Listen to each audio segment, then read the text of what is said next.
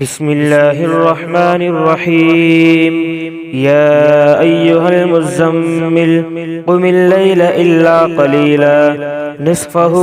أو انقص منه قليلا أو زد عليه ورتل القرآن ترتيلا إنا سنلقي عليك قولا ثقيلا إن ناشئة الليل هي أشد وطئا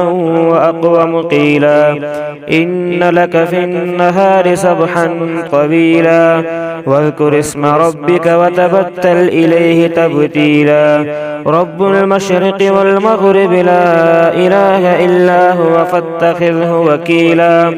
واصبر على ما يقولون واهجرهم هجرا جميلا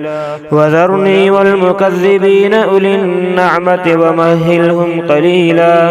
إن لدينا أنكالا وجحيما وطعاما ذا غصة وعذابا أليما يوم ترجف الأرض والجبال وكانت الجبال كثيبا مهيلا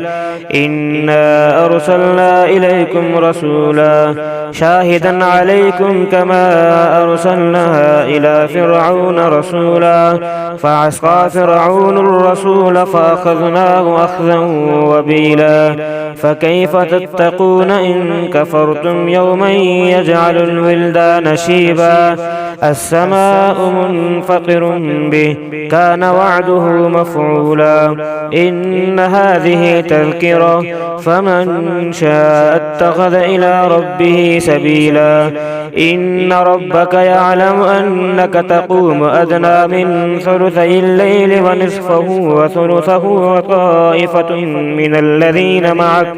والله يقدر الليل والنهار علم أن لن تحصوه فتاب عليكم فاقرؤوا ما تيسر من القرآن